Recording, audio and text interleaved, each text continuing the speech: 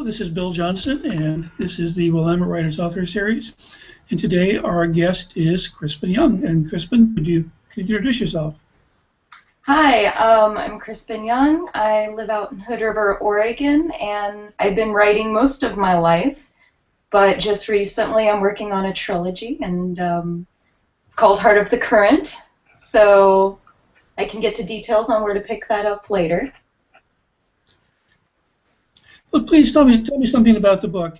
Okay, yeah, it's a fantasy novel, and I like to tell people it's about an ill-tempered video game designer in her late 20s who finds herself trapped in the video game world that she thought she created. She grudgingly befriends an outlaw knight that's had his magic stolen and, you know, discovers that there's a price on his head and it's only the tip of the iceberg. So together they dodge assassins and demons and destiny, and they go on a quest to restore part of the magic that the world has lost. So it's 136,000 words. It goes very quickly, and it's got, I should warn people, it's got a couple of F-bombs and bad language in it, so it's not a book for young adults. But it's been a lot of fun to write, and I'm almost done with the second book right now. So do you have an interest in video games? But I've played video games most of my life, and someone hears me talking and is saying hello. But You can.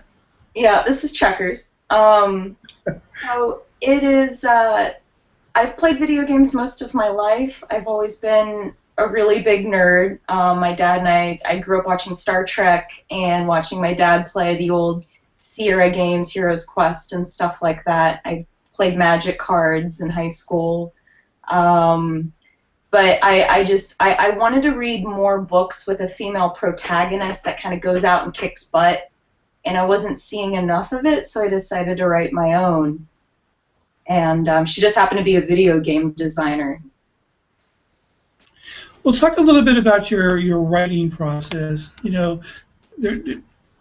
kind of those two poles, the people that just sit down to write with an idea and see where it goes, and the other pole is, well, I want to outline this before I start.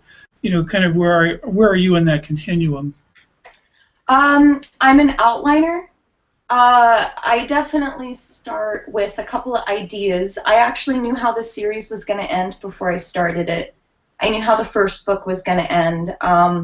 There are some key plot points that I had in my head for about the last 6 or 7 years, and it was a matter of just kind of getting the self-confidence to go through with it and do the writing. I'm a really big night owl, so I find that I do most of my writing after 10 p.m. Between 10 p.m. and sunrise is when I get it all done. What kind of process is that for you? It starts with daydreaming, symphonic music, trailer music for movies, anything that doesn't have lyrics. I actually did go to the hardware store and get a large, kind of like the dry erase boards. You can get the materials rather cheap at, like Lowe's. And so there's one room that's covered in the house that just has some outline stuff. But I use Scrivener, and I have it all outlined on a chapter-by-chapter basis, kind of like a synopsis, and then as I write, I get to it and I start filling in all the gaps. So it's very planned out. It's a matter of finding the time to write it right now. What I find is, people have the skills to write a novel, but when it comes to like marketing or getting it out there, what are some of the things you do to let people know your book is out there? I'm very active on Twitter and Tumblr, and the marketing has been a weak spot, I will say, for myself. It's hard for me. It's really hard for me to toot my own horn, and at the end of the day, I just prefer to write. I've considered, I've looked at getting an agent and perhaps going the more traditional route, because if I could be freed up from all the time that I spend marketing and just write, I think that I would have several books published by now.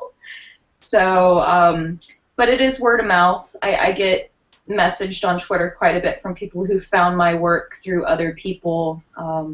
So it's mostly word of mouth right now. You've mentioned Tumblr, and I'm not even sure what Tumblr is. So how do you use Tumblr as a way to promote your work? Well, Tumblr is a bit like Twitter, although in the sense that instead of retweeting, you reblog somebody's work. And I've had a different type of Tumblr account that was actually attached to video games and the love for video games, video game music, and all of that good stuff. And so I found a bit of a following just based on some of my favorite video games growing up. And I've talked to people and I've been like, well, if you liked Final Fantasy VI, if you like the Final Fantasy series, you'll probably like my book. And so it became kind of an organic growth that happened there. So I have a Tumblr that's just dedicated to my book, and then I have a Tumblr that's dedicated to the silly whatever I'm feeling at the moment and want to reblog, retweet. It's not the best format, but it's a lot of fun. Since your book does involve video games, are you finding video game groups that you've actually spoke to, or and I'm sure there are video game conferences. I go to a science fiction convention, so have you been able to access those kind of conferences as a speaker? Oh gosh, not as a speaker. I think would be a little overwhelmed with a room full of people, but I just returned from Penny Arcade Expo in Seattle, and it's a video game conference, and they do a lot of tabletop gaming, and they're my people. I enjoy just going and talking to everyone about video games, and I had a lot of great conversations with folks. It's like, if they like to read, I have business cards and stuff, but I end up just making friends left and right. And if they buy my book, that's great, but it's always fun to network on that level. Now, I did go to the Willamette Writers Conference in August, and I made quite a few new friends and talked to a lot of people. And so I think for 2015, my goal is to do a lot more conferences, perhaps JordanCon or something really fun on the East Coast. The woman who helped me edit this book lives in New York City, and we've talked about doing Comic-Con or something together next year. So keeping myself very open to adventure. So, what were some of your favorite video games? As part of the Portland Film Festival, there was a movie set in South Korea where people were playing, I think, StarCraft. People were, there were young people that were professionals. And in the documentary, they came out with StarCraft 2, and so the people that were the best at StarCraft weren't necessarily the best at. So, what are some of the games you've liked to play? Oh gosh, I think I started actually on Oregon Trail when I was like 3 or 4 years old. I couldn't even really quite read at that point, but that was how I learned to read. But lately, in the last few years, it's been Final Fantasy, World of Warcraft, a lot of the Blizzard games. I'm a sucker for the tropes of elves and dwarves and orcs and, almost the Lord of the Rings-ish stuff. I just always had a soft spot for it.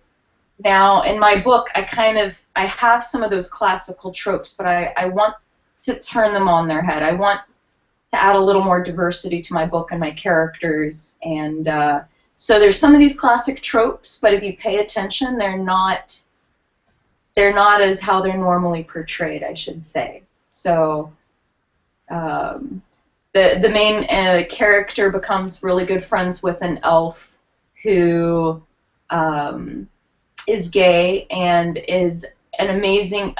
I want to see more of this in books. But it's not the main point of the book. Like, if you're paying attention, you'll notice it.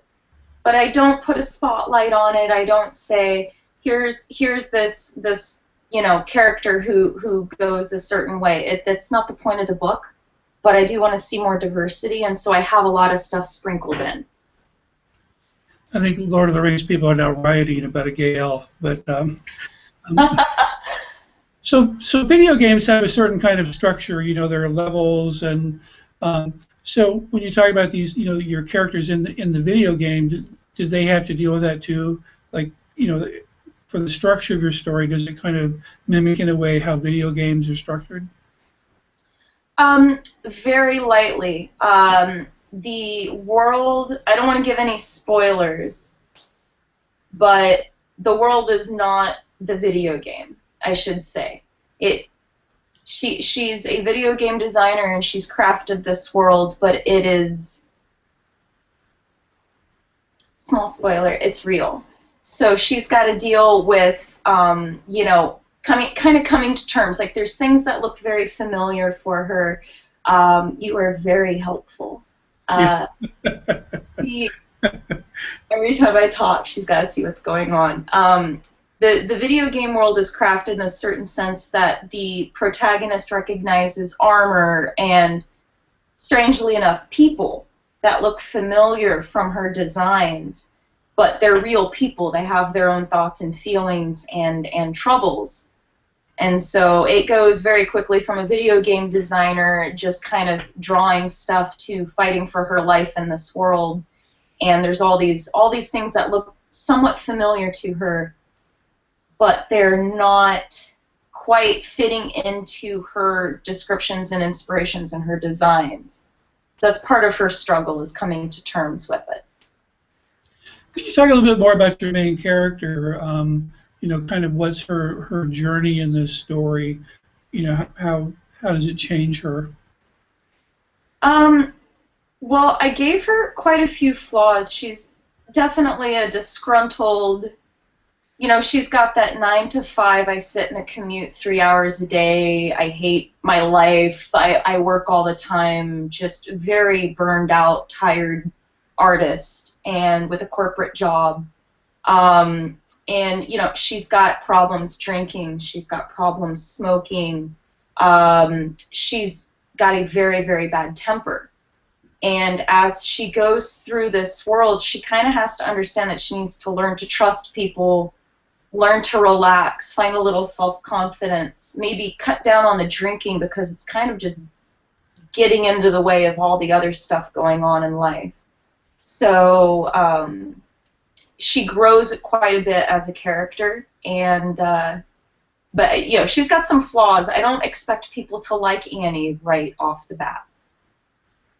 She sounds like a great character. You know, when I teach writing, sometimes I see people that they want to they want to cut out the dark stuff, and you know, and that can be what really animates a character, what brings them to life. Yes. So now let's come to the point where, if you could talk to them about how people can, you know, where they can find your work, you know.